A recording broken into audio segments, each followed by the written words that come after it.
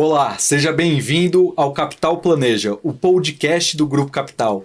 Aqui nós falamos sobre planejamento financeiro, sobre investimentos e principalmente sobre pessoas, transformação, sobre propósito. Eu me chamo Daniel Valverde, CEO e sócio do Grupo Capital, e hoje nós estaremos com o Sérgio Leão, também sócio do Grupo Capital, CFO, mas também profissional CFP, planejador financeiro CFP.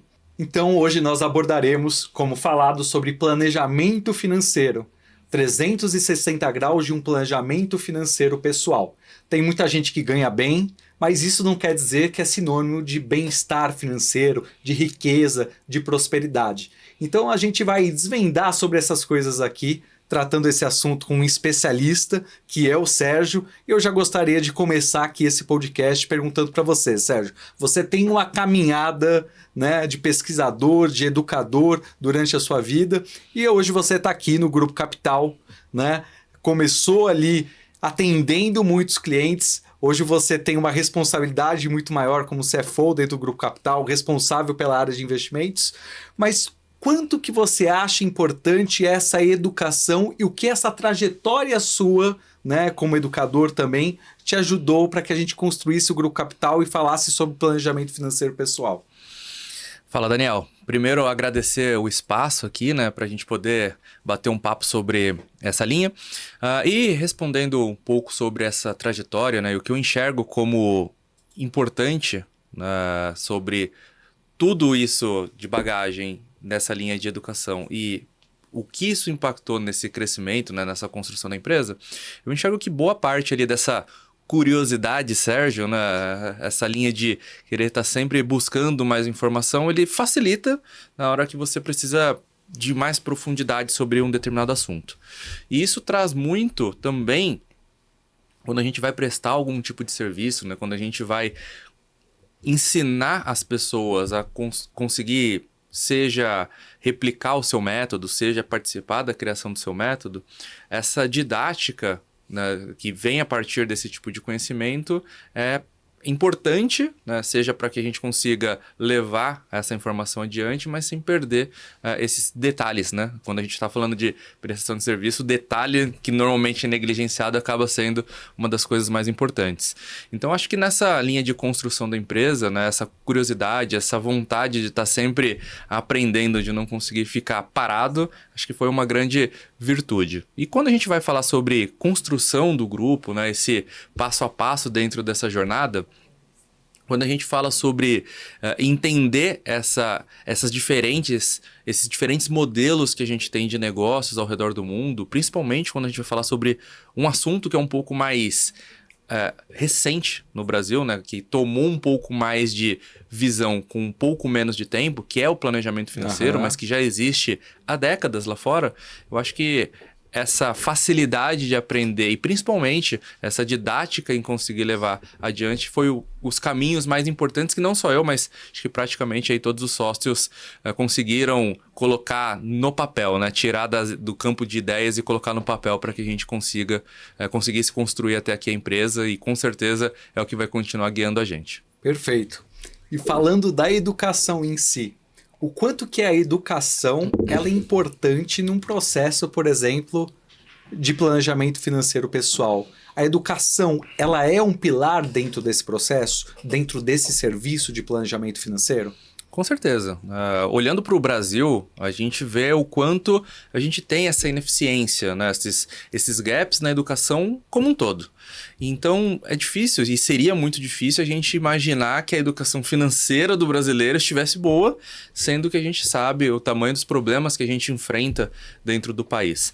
Mas, sem dúvida, que a educação é um dos principais pilares, até porque é através desse entendimento que a gente consegue levar não só a prestação do serviço, né, o como fazer ou o porquê fazer, mas também a gente consegue ensinar o cliente final em como ele continua fazendo, para que ele deixe de ser dependente da gente. A ideia, quando a gente construiu o grupo, era trazer um pouco dessa visão de que o cliente aprenda, Lógico que ele não vai ser o especialista de investimento ou conseguir entrar nos pormenores de um planejamento sucessório, mas pelo menos conseguir ter uma base para que ele consiga conversar com um profissional sem ser passado para trás ou Perfeito. conseguir se livrar de eventuais possíveis problemas, né, que a gente encontra ao longo dessa jornada quando a gente não tem um conhecimento, ou pelo menos uma base desse conhecimento para tomar essas decisões. E além disso, né, quando a gente entra na parte de educação financeira como um todo, né, ter essa bagagem faz com que a gente continue buscando. Então, não adianta a gente achar que, vou ter uma reunião de 1 hora com o Daniel para falar do meu planejamento, desliguei o computador, eu saí do escritório dele, a partir de agora eu sou o expert e não preciso mais ver nada. E aí a gente consegue ver o quanto existe de interface, né, com uma prestação de serviço de educação financeira, com esse estímulo de continuar buscando informação. Por exemplo, quando os clientes acabam lendo livros, né, que a gente acaba recomendando, como a gente tem ali Psicologia Financeira, que eu acho que é um dos mais conhecidos aí ultimamente, né? Então, eu acho que esse estímulo vem a partir, né, de uma educação, a partir dessa profundidade do campo de educação, além da educação financeira. Perfeito. E já que você tocou nesse ponto do planejamento financeiro como um serviço, qual foi o momento da sua trajetória, né? Pode ser antes do Grupo Capital, dentro do Grupo Capital, que você percebeu que o planejamento financeiro era mais do que um serviço, ou seja, uma ferramenta de impacto real na vida das pessoas?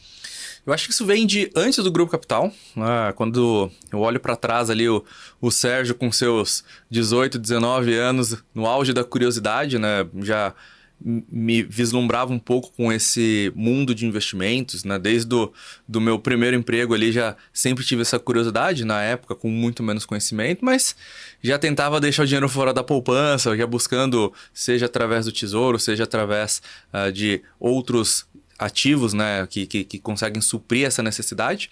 Mas com o passar do tempo, eu consegui perceber que as pessoas que eu acabava auxiliando, né, até por conta de conversar sobre essa minha curiosidade, começavam a me procurar e percebi que isso podia ser um negócio, né? Então, poderia ser remunerado por algo que me dava prazer, né? Saía do trabalho, chegava em casa e ia estudar.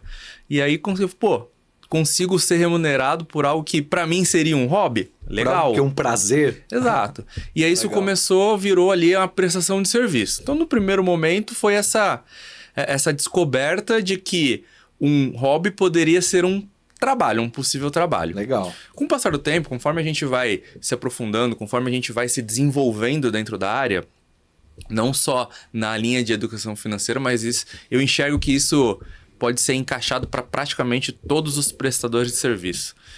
Muito mais do que o que você entrega, o mais importante para o cliente final é como ele se vê frente a essa entrega. É como o Sérgio se porta para atender o Daniel dentro de uma demanda dele, o grau de importância que o profissional que está ali em conjunto para olhar para o todo, né? De fato se preocupando com quem está do outro lado. Hoje eu posso falar com mais profundidade aí nessa linha de prestação de serviço de educação financeira, de planejamento financeiro, de consultoria de investimentos, mas se a gente vislumbrar na nossa vida, quando a gente está na posição de cliente, quando a gente entra numa loja para comprar uma roupa, eu poderia ter entrado em 8 lojas. Por que eu gosto mais de uma do que das outras? E até mesmo se eu for em diferentes unidades da mesma marca. Por que eventualmente eu gosto de um vendedor do que de outro? Porque vai além da prestação de serviço, essa preocupação que o outro ser humano coloca em conjunto ali enquanto está trabalhando, que acaba impactando e gerando essa vontade, esse engajamento, entre aspas, por parte do cliente em dar continuidade ali na ponta. Perfeito. Você falou sobre esse processo seu de entender que algo que te dava prazer, que poderia ser um negócio, né? Ou seja, aquilo que você entrega para as pessoas e aquilo ainda te traz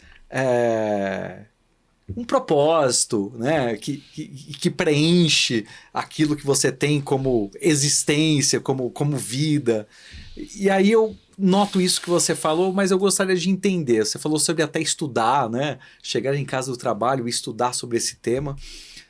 Nesse processo de formação seu, olhando para planejamento financeiro e, acima de tudo, não só planejamento financeiro, mas o 360 graus de uma vida financeira de uma pessoa. Como foi esse processo de formação seu, né? Até chegar nisso que engloba esse 360 graus, ou seja, de gestão financeira da pessoa a planejamento sucessório. É difícil de responder assim rápido para falar sobre essa trajetória como um todo, né? Afinal, a gente está falando de quase 10 anos Sim. dentro da área. Então, lá atrás, né, se eu fizer um recorte para falar como que era isso há 8 anos e falar como foi há 5 meses, é muito diferente. Mas eu acho que o grande ponto nessa transição, né, de se desenvolver vem pela maturidade da etapa que você está, sobre você perceber o que é a sua deficiência. Então, lá atrás, quando comecei a trabalhar, o foco normalmente era mais na linha de gestão financeira. Então, entrava-se muito nessa linha de deixa eu entender como é que está a vida do cliente. O orçamento, o fluxo de Exato. caixa Normalmente dele. estava tudo caótico, né? Muito... Hoje, né, conversando mais com as pessoas mais próximas, ou até mesmo você numa conversa ali, é mais normal as pessoas terem mais noção do que ganham e gastam. Mas isso deveria estar na ponta do lápis, a pessoa saber exatamente quanto ela ganha, né? E a gente pega, por exemplo, o pessoal que está numa linha de trabalho CLT, que o número é praticamente o mesmo todos os meses, às vezes ela está ali há 1 ano naquela posição, ela não sabe quanto ela ganha. Então hoje é menos caótico, mas o caos existe. Então lá atrás era muito para trazer esse primeiro grau de organização. Entender essa dinâmica, conseguir mostrar para o cliente o que ele precisava guardar para conseguir alcançar os objetivos. Às vezes, remanejar os prazos, os valores, né? Porque tinha gente que sonhava demais, tinha gente que sonhava de menos, então é conseguir balizar essas expectativas. E aí, conforme você vai entendendo e atendendo os clientes, ganhando casca, conseguindo entregar ali na ponta, você começa a perceber que aquilo é só um dos pilares quando a gente fala de planejamento. Então, o segundo passo, né, dentro dessa construção e desse desenvolvimento, ele veio quando... não só eu, mas sei que você também estava na ocasião, quando a gente começou a conhecer a Planejar, né, que hoje acaba sendo ali o órgão máximo nessa linha de planejamento financeiro pessoal no Brasil, e em que a gente começou a descobrir que existiam outras frentes, né? Mais do que saber que existe, a pessoa precisa se proteger, precisa investir, mas conseguir tomar uma profundidade num grau maior para entender, legal, as pessoas precisam se proteger, mas como proteger o que ela precisa? Quais os tipos de soluções existentes, que tipos de produtos existem para trazer essa proteção, mas não para buscar um produto em si, mas para conseguir buscar dentro do mercado qual produto que resolve a dor do cliente na ponta. Não o contrário, não adequar o cliente ao produto disponível. Então a gente conseguiu ver com mais profundidade todos esses pontos. E a partir daí eu comecei, como um bom curioso, me interessar por tirar a certificação, né, que é o CFP, que é uma certificação de planejadores financeiros a nível global, né? Aqui no Brasil, Planejar tem esse direito de marca, né, de ter essa representação, mas é uma certificação a nível global ali para planejadores financeiros como um todo.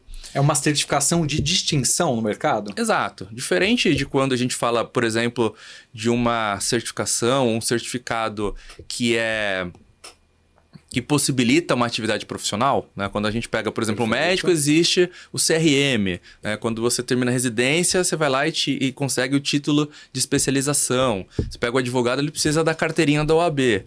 Para o planejador financeiro, ainda não existe essa regulamentação de profissão. Então, a certificação CFP, ela é uma certificação de distinção.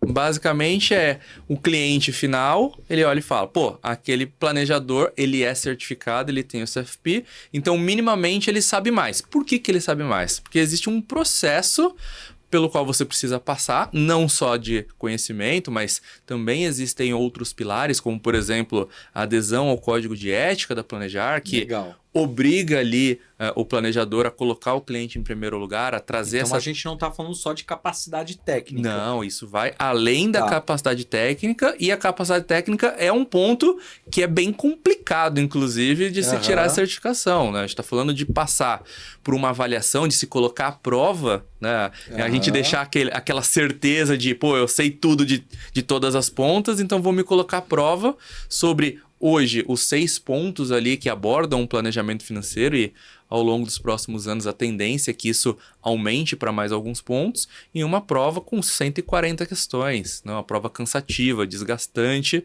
mas que não mede o decorar do negócio. Muito da prova é interpretação, em como você consegue entender aquele cenário dentro de um desses pilares, né, que envolvem um planejamento completo, para que você consiga ter o resultado, claro, né? Existe ali a avaliação final, mas ele é uma das etapas, né? Então, toda essa linha de construção de profundidade nesses conhecimentos mostra, e a cada vez que você estuda um pouco mais, você percebe que existe mais assunto e que é mais difícil de você conseguir sozinho abordar todos esses pontos com a mesma profundidade. É complexo, exige preparo. Com certeza. E eu queria que você falasse rapidamente, antes de a gente entrar em todos os outros pilares do planejamento financeiro, você falou sobre um código de ética que você tem que aderir, né?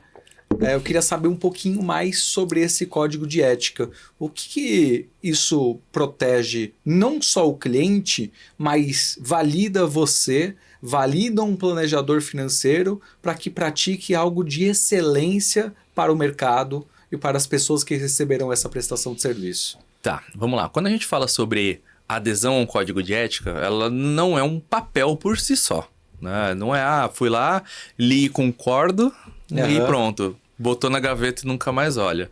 Quando a gente fala de um código de ética, principalmente para uma atividade profissional, né, uma associação ou uma atividade regulada, a priori isso significa dizer que você tem uma conduta a ser seguida. Perfeito. E aí, nessa conduta, existem vários pontos que precisam ser abordados, né? Dentro dessa atividade de planejador financeiro, exige essencialmente, para trazer um resumo e a gente não ficar metade do nosso tempo aqui falando sobre o código de ética, o principal ponto ali é transparência. Beleza. Então, existem formas e formas de se trabalhar, né? E aí a gente está falando, de novo, de uma certificação de distinção. Existem vários profissionais que são certificados e não trabalham necessariamente com planejamento financeiro, mas o código de ética obriga que ele deveria trazer essa transparência quando ele está atendendo um cliente. Ah, mas eu trabalho com investimento. Legal, eu deveria, através do código de ética, mostrar que onde existem esses potenciais conflitos de interesses dentro da minha atuação com o cliente, onde eventualmente eu ganho dinheiro, por que eu ganho dinheiro, quanto eu ganho. O cliente precisa ter ciência disso. Entendi. Né? Isso é um exemplo, eu posso entrar em todas as outras frentes, mas esse código de ética ele traz para quem aderiu, para quem é o profissional, ele poder bater no peito e mostrar para o cliente que ele está seguindo as melhores práticas. Perfeito. E esse código pode ser lido, né? Então o cliente ele também pode falar, pô, legal, esse planejador que é certificado, esse profissional que é associado e que adere a esse código de ética, ele tem uma direção a seguir. Se ele não seguir, se ele fizer errado, aí são outros 500, assim como existe em qualquer outra profissão. Mas é uma camada extra de proteção na hora que alguém está contratando um serviço, saber que existe um código de ética. E na ponta do planejador, na ponta do cliente, né, ele consegue ter essa certeza e pelo menos alguém para recorrer se algo tiver fora disso. Perfeito. Né? Então, ele também consegue ter esse ganho de camada extra. Então, o planejador tem a frente de conseguir ter uma bagagem extra para mostrar para o cliente que ele faz parte e segue uma direção de algo maior. E para o cliente, essa proteção extra de que alguém está seguindo ou que pelo menos alguém está olhando para aquele cenário. Entendendo isso, eu vejo que não é só importante, como falei agora há pouco, então, aquilo que você entrega de conhecimento para o cliente, mas também o comportamental, a hora que você adere um código de ética, que, por exemplo, você tem como um primeiro princípio o cliente em primeiro lugar, como base desse código a transparência, e isso eleva a qualidade daquele planejamento financeiro entregue, né? E aí, falando do planejamento financeiro, nós estávamos abordando agora há pouco sobre os pilares. Você falou sobre a gestão financeira, lidar com orçamento, entender o fluxo de caixa do cliente, melhorar isso. Você começou a abordar sobre a gestão de riscos, né? Como esse cliente ele pode estar protegido, como ele pode gerir os riscos, até mitigar os riscos dele. E o que a gente tem daqui por diante? Além de gestão financeira, além de gestão de riscos, o que é um planejamento financeiro completo que aborda o 360 graus da vida financeira de um cliente? Legal, vamos lá. Vamos partir do começo, né? Quando a gente fala de entender um pouco mais sobre gestão financeira, é arrumar a casa. Beleza. Para quê? Então, um ponto de partida é entender e conseguir mostrar para o cliente para que ele enxergue o porquê que ele tem que arrumar a casa, por que ele precisa deixar a casa em ordem. Por trás disso vão ter os objetivos. Então, quando a gente pega esse primeiro grande bloco do planejamento financeiro, ele vem seja para arrumar a casa, seja para trazer visibilidade sobre esses objetivos que cada um vai ter. Como está e onde você quer chegar. Exato. Então, assim como o Waze, né? Eu preciso ter esses dois pontos, o caminho ele vai se mudando a depender, né, de distância, de tempo, de trânsito. Então, isso vai se adequando à realidade de cada um. Mas esses dois pontos são essenciais. Perfeito. A gestão financeira vai trazer o como organizar para que você alcance esses seus objetivos. Legal. Então, esse é o primeiro grande ponto. Casa arrumada, eu preciso conseguir garantir que eu vou chegar lá. Porque não adianta eu ganhar dinheiro, eu começar a guardar dinheiro e daqui a pouco, sei lá, meu carro quebra, não tem seguro, ou rouba o meu carro, eu preciso de outro, eu preciso dispor de 50, 100, 200, 500 mil reais. Né? Então, eu preciso me proteger para evitar que eu tenha uma saída abrupta de dinheiro por qualquer coisa que não depende necessariamente de mim. Ou seja, estou num ponto A, quero chegar num ponto B. Entre o ponto A e o ponto B, imprevistos podem acontecer. Podem não, eles vão acontecer, a gente gostando ou não. Então não é se vai acontecer, é quando vai acontecer. Exato. E aí a gente tem ferramentas para que a gente possa mitigar esses riscos? Com certeza. Né? Quando a gente fala de gestão de risco, né, esse quando ele vai acontecer, eu posso ser a pessoa mais prudente do mundo e ainda assim vir alguém bater no meu carro. Perfeito. Então, a gente tá habituado no Brasil, né? O brasileiro ele dá muito mais importância para um seguro de carro, por exemplo, do que para um seguro de renda, para um seguro pessoal de acidentes ou de vida. Né? Quantos casos você já não conhece, né? Independente de você trabalhar na área ou não, mas se olhar para o lado e conhecer um vizinho, um parente, um amigo que perdeu um pai, que perdeu um filho ou que perdeu a capacidade de trabalhar e a partir daí todos os planos mudam. Entendi. Algumas pessoas conseguem ter um pouco mais de bagagem, já estão num momento de vida um pouco mais avançado e conseguem readequar e continuar seguindo o caminho através de outras rotas, mas se isso acontece muito no começo, talvez os planos tenham que ser deixados de lado. Entendi. Então, a função do planejador financeiro, veja, não estou falando sobre o produto, o que comprar, que tipo de seguro, mas é importante essa identificação dos eventuais problemas que podem acontecer e tentar ao máximo mitigar esses problemas que vão se adequar a cada realidade. Existem atividades que vão gerar uma necessidade de uma proteção extra, outras não. Então, essa linha de proteção é muito importante. Isso depende de realidade para realidade. Com certeza. Isso precisa ser personalizado. Não existe uma solução mágica e universal que resolve a mesma dor para todas as pessoas da face da Terra. Entendi. Senão só existiria essa empresa, né? Só esse produto, todo mundo teria 100% do mundo teria ele. Então é importante entender na ponta exatamente a necessidade de conseguir dimensionar esse tipo de solução ou esse tipo de proteção. Mas não é só proteção, não é só seguro, né? Assim parece que tudo é seguro e, meu Deus, claro que isso é uma ferramenta, né? Seguros são ferramentas para conquistar esse objetivo, mas uma coisa tão importante quanto, né? De novo, essa parte de proteção não é ou um ou outro. Eu preciso das duas frentes estarem protegidas. E aí entra, por exemplo, uma reserva de emergência. Aquele colchão financeiro que as pessoas acham que, mas isso só se acontecer um imprevisto, se, meu Deus, isso não vai acontecer comigo, sou prudente. Mas ele acaba trazendo uma tranquilidade para o cliente se ele perde o emprego ou se ele, às vezes, está numa relação abusiva no trabalho e resolve sair. Imagina o quanto... Ter a escolha de poder sair. Exato. Entendi. Então, essa tranquilidade, esse colchão, ele vai trazer... Você percebe que qualidade de vida? Entendi. Mesmo que não tenha acontecido grande emergência, ele pode começar a gerar um pouco mais de tranquilidade, um pouco mais de qualidade de vida. Então aqui a gente já está falando gerindo melhor os meus riscos, formando, por exemplo, um colchão financeiro, uma reserva de emergência, eu posso ter mais escolhas, mais liberdade a partir daqui. Com certeza. Boa. E qual é o próximo passo para gerar ainda mais liberdade? Após gestão de riscos, um 360 graus de uma vida financeira, um planejamento financeiro de excelência, ele aborda o quê? O próximo passo, então agora eu já estou com a casa arrumada e protegido. Estou guardando dinheiro, sei que vou guardar e investir esse dinheiro para alcançar os meus objetivos. Aí eu começo a entrar nessa linha de investimentos. E a gente pode desdobrar isso, né, dentro da estrutura da Planejar, né, que ela traz ali como sugestão. Existe a gestão de ativos, de forma geral, né, que é um pouco mais ampla, e existe um segundo bloco que é na parte de aposentadoria. Tá bom. Então, eu não vou trazer esses pormenores, mas o importante é entender que existem investimentos, que existe essa necessidade de alocação e que elas precisam ser ajustadas ao longo do prazo de cada objetivo de cada cliente. Então, nessa parte, eu começo a olhar para como que eu deixo meu dinheiro investido, qual que é a melhor ou quais os melhores caminhos. E aqui, de novo, não existe uma solução mágica de investimento. Senão... Não existe uma fórmula e uma receita de bolo para todo mundo. Meu sonho seria que existisse, porque o meu trabalho seria muito mais fácil, mas infelizmente isso não acontece.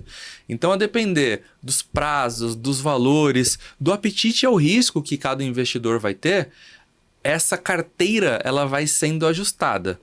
Mas é importante frisar aqui que não é atividade especificamente do planejador montar isso, porque a atividade de gestão de investimento, né, de aconselhamento de investimento, ela é uma atividade regulada pela CVM e aí existem alguns profissionais que podem ou não. Isso é um ponto importante. Vejo Vejo muita gente se nomeando como consultor financeiro, como planejador financeiro e dando pitaco. E falando sobre carteira, falando onde o cliente alocar, e pelo que eu estou entendendo, isso tá errado. Tá errado. Na grande maioria dos casos, a gente vê muitas pessoas que podem até ter o conhecimento, né? E a gente vê, principalmente na internet, isso vem se popularizando, né? Eu pego o meu celular, gravo ali alguns vídeos, começo a falar de investimento, daqui a pouco eu tenho uma legião, vendo um curso e faço recomendação. Mas a atividade de aconselhamento de investimento, né? Esse tipo de recomendação, existem algumas atividades que são permitidas ou não. Então, se a gente vai por um caminho institucional, a gente consegue ver dentro dos bancos profissionais que podem, não por uma certificação específica, né, alguma coisa regulatória, mas porque o banco tem essa regulação. Entendi. Então, quando eu pego ali um gerente ou um especialista de investimento do banco, vocês vão perceber que normalmente eles vão ter pelo menos ali uma certificação que é o CEA, que é a certificação de especialista de investimento. Quando a gente pega essa certificação, meio que o banco estende a responsabilidade que ele precisa cumprir para os profissionais, por isso existe toda uma linha de capacitação contínua desses profissionais para o cliente. Mas aqui é uma entrega institucional, então existe uma instituição sendo representada. Certo. Quando a gente vai para os outros profissionais que também têm essa possibilidade, a gente tem o assessor de investimento, que também segue essa linha de institucionalização, ou seja, ele vai representar uma corretora, né, basicamente, uma bandeira para atender seu cliente. Então, ele vai trabalhar, por exemplo, para uma XP, para o BTG ou para qualquer outra corretora ali dentro, vai atender o cliente, mas seguindo uma direção institucional. Então, ele não pode trazer uma atividade de consultoria, por exemplo, de olhar dinheiros que estão em outras instituições. Entendi. Então, ele enxerga só uma parte do patrimônio. Ele não deveria opinar sobre o todo. E aí a gente tem as possibilidades mais independentes, né? A gente vai para uma linha de consultoria, a gente vai para uma linha de gestora e a gente vai para uma linha de analista. O que muda? O tipo de entrega para o cliente. Se a gente olha uma linha de analista, então a gente vai ter a certificação ali, o CNPI, né, que é uma certificação regulatória, inclusive, que demanda registro na CVM para atuar com essa atividade. O que eu posso entregar é uma recomendação não personalizada. Ou seja, eu não posso falar assim, Daniel, eu enxergo que você deveria comprar 20 mil reais do ativo tal. Eu posso entregar algo da seguinte forma. Eu enxergo que é interessante comprar o ativo tal até uma exposição de Y da tua carteira. Então eu não estou olhando para a pessoalidade, Daniel, eu estou falando sobre uma visão macro. E isso eu vou fazer essas análises em que eu preciso me embasar e existe um órgão regulatório que vai acompanhar essas análises para garantir que eu não estou fazendo besteira, assim como todos os órgãos de classe. Quando a gente entra numa linha de consultoria, aí o que muda é, eu posso trazer uma recomendação personalizada. Então, aí eu posso falar, Daniel, frente à sua necessidade, é interessante que a gente tenha X em tal ativo para esse motivo, para aquele teu objetivo. Então, eu posso entregar uma recomendação para o Daniel. Perfeito. Mas eu não posso entregar uma generalista e falar abertamente para o mercado que todo mundo deveria comprar aquele papel, porque isso é atividade de outra certificação. Então, nós temos limites claros. Existe, né? Com essas certificações, com aquilo que os órgãos que regulamentam esse mercado, eles expressam e deixam claro onde cada profissional pode atuar. Exato. E isso é uma das coisas, até por conta das minhas atribuições, né, e dos contatos, e os ambientes que eu acabo circulando hoje em dia, são coisas que o órgão regulador, que em todos eles é a CVM, eles vêm olhando com cada vez mais atenção. Porque desde o cenário de pandemia, em que a gente teve uma audiência muito maior para a tela, seja para televisão, seja para um YouTube da vida ou um Instagram, as pessoas começaram a se enveredar um pouco mais e isso começou a virar fonte de informação para uma boa parte, né? Ou desinformação. Ou desinformação. Então, as pessoas têm ainda, pela falta de educação financeira, pela falta de conhecimento, essa dificuldade de filtrar o que ele deveria seguir ou não. Então, não é muito difícil da gente ver chamadas aí nas redes sociais do 10 mil reais virar 1 milhão. Se aposente em 5 anos. Então, a gente sabe que existe uma chamada que não deveria estar sendo feita e o órgão regulador está olhando para tentar afastar e proteger o investidor desse tipo de indução ao erro. Tá? E aí, dentro dessa parte de investimento, né, esses profissionais podem trabalhar com a linha de investimento e trazer a recomendação. Eu, sendo um planejador, certificado ou não, se eu não tiver nenhuma dessas certificações, eu não deveria estar trabalhando nessa profundidade. Eu deveria me ater a... Legal, Daniel, para a tua vida, o ideal que eu enxergo é que a gente mantenha uma carteira mais conservadora e enxergo que uma asset allocation, ou seja, uma estrutura de alocação para você, se comporte desta forma. Por exemplo, com 35%, 40%, 50%, 60% do seu dinheiro precisa estar em ativos pós-fixados, em renda fixa de baixo risco. Y% pode estar em bolsa. E aí, dentro desse cenário de bolsa, a gente pode ir para Brasil, pode ir para Ação Brasil, pode ir para fundo imobiliário, pode ter um pedacinho em cripto, pode mandar dinheiro para fora. Então, eu deveria me ater à estrutura. Classes de ativos. Isso. Perfeito. Mas em nenhuma hipótese falar para você comprar ou não, fazer uma recomendação na ponta. Isso é importante, porque a gente vê algo diferente, né? Até por influenciadores que provavelmente não possuem essas certificações e estão falando sobre profundidade de investimentos, onde que se deve alocar. Então a gente já viu que não pode aqui. Mas dando sequência, então, a esse planejamento financeiro pessoal de forma completa, você falou agora de gestão de ativos e falou rapidamente sobre planejamento de aposentadoria. O que a gente tem mais, né? Para a gente falar que realmente é 360 graus. Beleza, a partir daí o dinheiro está investido. Eu já tenho essa organização, mas eu tenho duas coisas que são muito importantes. Certo. Além disso, que normalmente o brasileiro sequer olha. Uma delas é a parte tributária. Né? Que o Haddad não esteja me escutando com o que eu vou falar agora. Mas o brasileiro ele já paga mais imposto do que deveria. Certo. Nossa carga tributária é alta e ainda assim as pessoas pagam mais do que deveriam. Porque não tem esse conhecimento sobre a parte tributária. E aí existem formas legais que todos os brasileiros conseguem trazer de economia. Então, quando a gente vai falar sobre planejamento tributário, a gente tem o brasileiro ainda achando que isso é coisa do empresário ou só para empresas, enquanto todo mundo deveria estar buscando alternativas para pagar, não digo nem pagar menos imposto, mas pagar o justo. Se eu deveria pagar 10, eu tenho que encontrar formas para pagar esses 10 de acordo com o que a lei me obriga, com o que o fisco me obriga a fazer, e não pagar 13 porque eu não conheço, ou 15.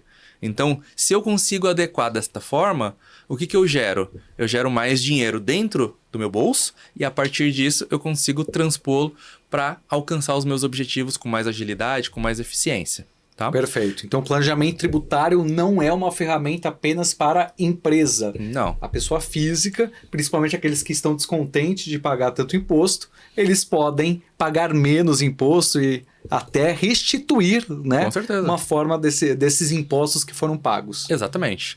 E aí, o último ponto, que é menos ainda do que o planejamento tributário abordado, é a questão sucessória. E aí a gente consegue desdobrar esses dois pilares em coisas como, por exemplo, a escolha do regime de casamento. A gente sabe que isso acaba sendo um dos assuntos que mais dá briga, né? As pessoas não conversam sobre isso, elas casam sem sequer saber que existem diferentes modelos, quais as particularidades deles. E aí, normalmente, a pessoa casa ali no regime de comunhão parcial, porque ela é o que acontece se você não indica nenhum outro, o cartório segue dessa forma. Né? Mas isso é uma das coisas. Né? E aí, a gente pode desdobrar também dentro desses dois pilares a parte sucessória, que também é um outro grande tabu no Brasil. As pessoas acham que falar sobre sucessão significa dizer que eu estou incentivando a morte de alguém. E aí a gente percebe, quando está olhando na ponta, que não falar sobre sucessão e não organizar uma sucessão é mais caro do que fazer da forma certa. Olha que estranho. Deveria ser mais caro eu fazer da forma certa porque, eventualmente, eu estou dispondo mais energia. E acontece o contrário. Porque isso não vem do Brasil, a gente está em trajetória de meio que se equiparar nessa linha com o restante do mundo, mas o resto do mundo já percebeu que uma tratativa sucessória antecipada é mais barata e desafoga o judiciário. Então, eles penalizam quem não faz a sucessão, não organiza uma estratégia sucessória antecipadamente.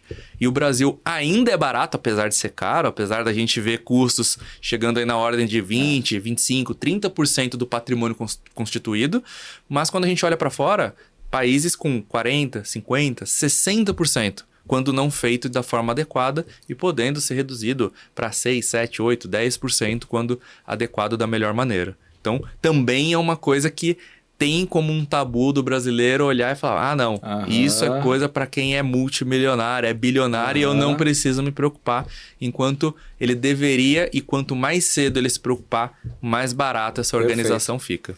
Até você falando sobre isso, eu lembrei do que o Luiz Miguel, né, nosso advogado responsável pela parte de planejamento sucessório aqui dentro do Grupo Capital, ele costuma falar que além de você preparar a tua família para pagar menos imposto, numa eventual sucessão, numa sucessão que vai acontecer de qualquer forma, você ainda prepara para que não se tenha brigas entre a família. Então a gente pode falar que planejamento financeiro não é realmente só sobre número, sobre grana. É realmente manter o teu legado, a tua família em harmonia, em equilíbrio, para que tudo possa se perpetuar e dar certo. E é uma forma, inclusive, de você garantir que a sua vontade vai acontecer. Perfeito.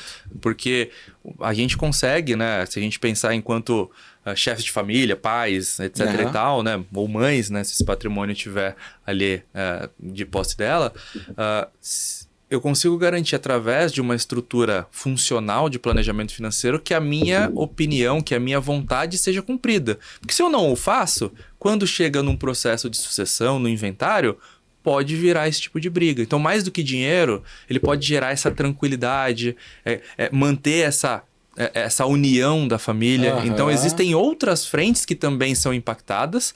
E, de novo, a gente começou falando sobre a qualidade de vida que é gerada através do planejamento financeiro. Isso vai além dos números e esses são bons exemplos que podem culminar nesse tipo de conversa que a gente está tendo. Com essa sua fala, isso fica provado. Inclusive, falei do Luiz Miguel agora há pouco, já fica o convite. A gente fazer um podcast aqui somente sobre planejamento sucessório, o que que isso resolve, como pagar menos imposto numa sucessão, como deixar sua família em harmonia. Então já fica o convite aqui para você, Luiz Miguel.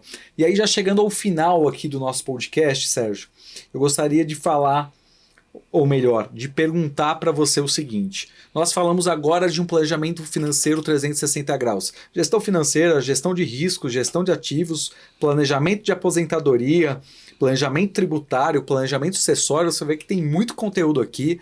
Tem lei que muda, o profissional tem que se manter atualizado, mas nós vemos muitas empresas abrindo, né, ou que já são até mais antigas, falando que faz planejamento financeiro, que aborda financial planning e ali está vendendo produto, está vendendo seguro, não de forma personalizada, batendo meta em cima do cliente. A gente pode falar que isso é planejamento financeiro.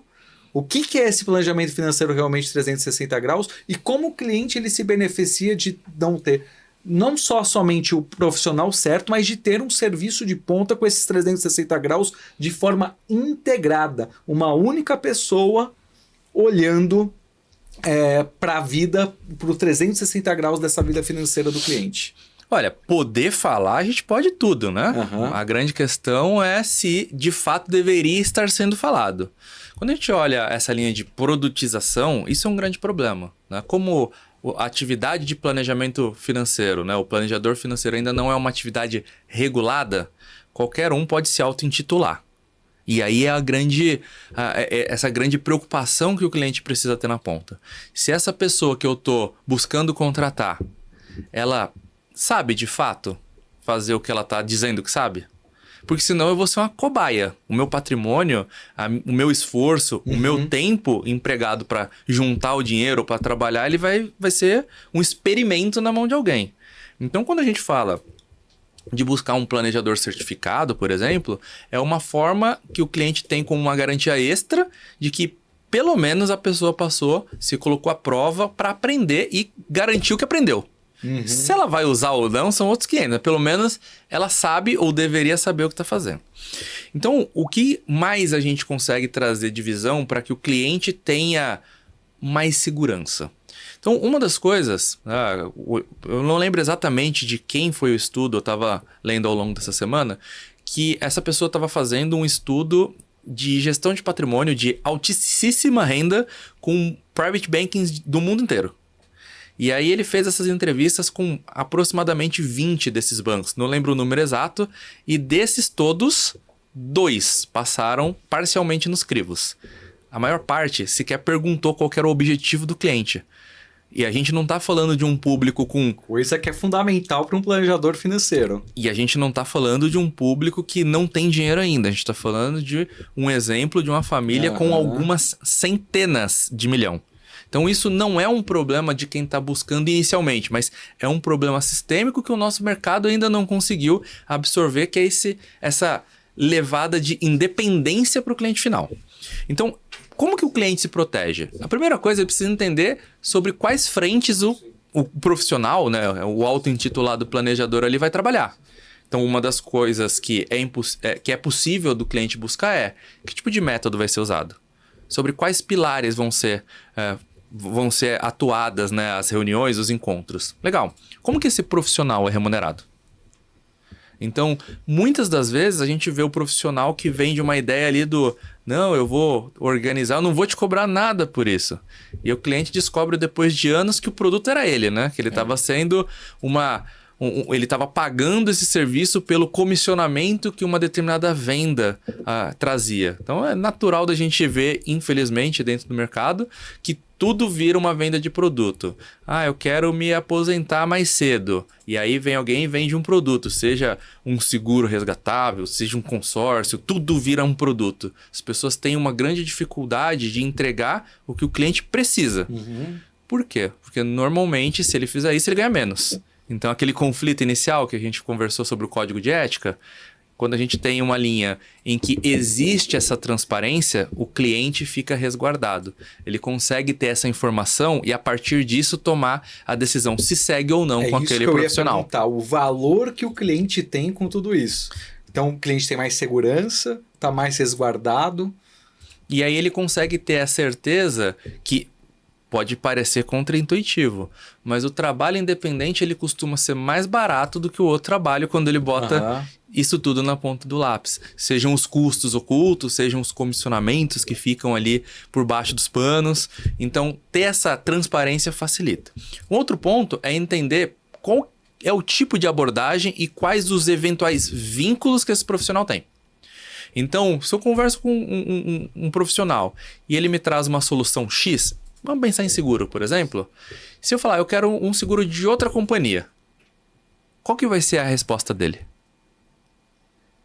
Se ele falar que não tem, ou que não, que todas as outras são ruins, isso é uma luz que se acende ali para você ficar de olho. Perfeito. Pode acontecer, eu estou contratando um aconselhamento, certo? Então, se eu chego para o profissional e falo, legal, gostei da sua proposta, então vou fechar com o meu corretor. E veja a reação dele. Se ele estava fazendo o melhor para você e, eventualmente, ele ganhou e não está sendo pelo produto, ele vai ficar feliz. Então, eu tenho a tranquilidade de falar, se eu te cobrar para fazer um projeto, se quiser fazer fora, ótimo. Eu posso também levantar os pontos de, você vai fazer fora, o outro profissional vai querer colocar da mesma forma que a gente está levantando os problemas aqui, ele vai colocar lá na outra frente. Então eu estou entendendo aqui com o que você está me trazendo que pagar um serviço de planejamento financeiro pessoal sai muito mais barato do que você ter esse serviço gratuito quando o produto é você. Com certeza. Se a gente pega um impacto de, sei lá, 100, 200 reais por mês nessa diferença do produto ser mais caro ou ser disfuncional, e eu coloco isso numa janela de 30 anos, era mais barato eu pagar 10 mil reais hoje. Você sai perdendo. Então eu vou sair perdendo ao longo dessa janela. Então é importante o cliente ter a clareza de que existe esses prós e esses contras para que ele consiga ponderar. Você perde tempo, você perde dinheiro, saúde, né? Que você gastou para conseguir trabalhar tanto. Perfeito. E juntar e construir o patrimônio até ali. Então, esses são alguns exemplos do que a pessoa pode trazer ou não, né? Se a gente vai para uma linha de investimento e eu recebo uma recomendação de carteira, eu falo, legal, então eu vou fazer isso em outra instituição. E veja a reação do profissional. Então, são algumas formas que o cliente, mesmo sem ter um conhecimento aprofundado, ele consegue levantar sobre essas promessas de transparência que normalmente acabam não acontecendo na ponta. Perfeito, perfeito. Isso fica muito claro para mim. E eu vi um outro ativo, um outro valor que você trouxe aí. Você falou rapidamente sobre tempo. E aí eu vejo que quando um planejador financeiro realmente sabe entregar o 360 graus, integrando cada gestão que você falou, gestão financeira, com gestão de riscos, com planejamento de aposentadoria, isso poupa tempo do cliente, né? Porque nós vemos muitas vezes um cliente falando com o gerente de banco para tratar de um dos assuntos, um investimento, alguma coisa que ele tenha no banco, falando com o corretor de seguro, às vezes mais de um corretor para falar do seguro do carro, o outro para falar do seguro de vida dele, e aí cada um representando a sua instituição, muitas vezes, representando somente aquele produto, e além da questão do ativo tempo, não integrando todas essas soluções, esses planejamentos necessários que a gente falou agora há pouco, né? Então, o cliente perde tempo, perde grana, perde a oportunidade de integrar tudo e fazer algo mais eficiente, mais inteligente. Daqui eu resumo isso do que você trouxe. E tem um problema, né? Que quando você pega esses diferentes profissionais, cada um com um pedaço, ele tá sempre querendo puxar com o garfo o pedaço que tá com o coleguinha, né? E aí o cliente, ele vira essa massa de manobra. Vira e mexe, aparece uma oportunidade imperdível para ele movimentar alguma coisa e ele vai nessa tentativa e erro. Quando a gente traz a figura de um profissional, de um aconselhador, de um advisor, de um planejador financeiro que vai conseguir concentrar isso tudo, ele economiza tempo do cliente. Então, ao invés do cliente falar, preciso de um advogado especializado na parte sucessória para ver a questão dos meus pais, dos meus avós. Ao invés dele dar um Google ou procurar no Instagram, no TikTok, ou qualquer lugar que seja, ele vai no planejador e fala, olha, eu estou precisando de um profissional para me atender nessas demandas. O profissional provavelmente já tem alguns contatos que podem atuar. Pelo menos se não tem, deveriam. Né? Para conseguir falar, olha, eu conheço essas pessoas, né? Eu tenho essa estrutura, eu conheço esses profissionais, né? Consegui validar já a atuação deles e por isso eu faço esse aconselhamento para que você converse com eles. Né? E isso poupa dinheiro também. Porque a gente imagina que custa caro procurar um suporte profissional, mas custa mais caro ainda eu ter que buscar esse suporte profissional 4, 5 vezes que está sendo feito errado. Para eu pagar uma multa porque foi construída uma estrutura errada, foi adequado de uma forma errada. Então, ter essa figura central, como se a gente olha em outros países, o médico de família, né, que vai entender as minhas particularidades e a partir delas busca dentro do mercado esses outros especialistas, facilita. Porque também não adianta achar que o planejador financeiro vai ser o especialista em todas as frentes, porque não tem como.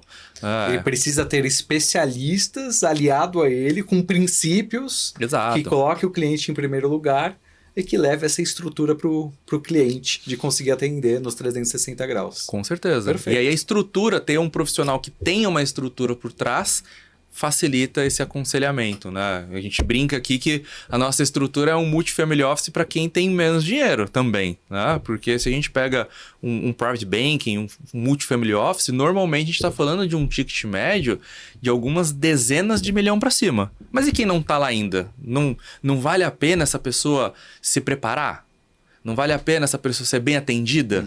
Então a gente gosta de entregar isso para o cliente e dar essa oportunidade para que todos os clientes consigam ter acesso através da nossa estrutura. Claro, diferente de um multifamily office que ele vai ter um percentual do patrimônio ali, não vai precisar se preocupar com mais nenhum custo dos profissionais, porque isso vai estar dentro desse custeio, a gente faz isso de forma mais transparente, mais individual, então ele sabe exatamente o que ele está pagando para cada profissional, então isso acaba trazendo um pouco mais de dinamicidade ali para essa demanda que os clientes eventualmente vão precisar. Perfeito, Sérgio. Está muito claro para mim sobre o planejamento financeiro 360 graus, o que isso gera de valor, não só para o planejador, mas principalmente para o cliente final.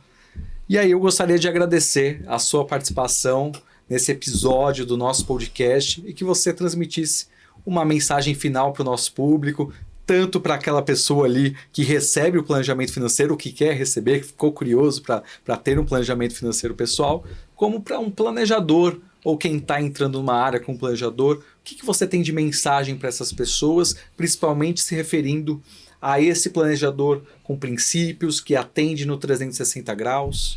Tá, eu vou dividir então isso em duas frentes. Para o cliente que está assistindo a gente, que escutou desde o começo nessas preocupações que eventualmente ele deveria ter, que ele não sabia. A partir de agora ele sabe que existem essas preocupações, e se ele tiver alguma dúvida se o que ele tem, ou a forma que ele está sendo atendido, ou o que ele tem de construção, seja de soluções ou de planejamento, se ele tiver alguma dúvida, para que ele entre em contato e a gente consegue fazer uma reunião ali para entender um pouco mais sobre o que ele tem e, eventualmente, se estiver errado, a gente conseguir trazer um eventual plano de melhoria, de correção, porque quanto mais cedo ele perceber e quanto mais cedo ele corrigir, mais rápido e mais cedo ele chega nos objetivos com muito mais eficiência. Beleza?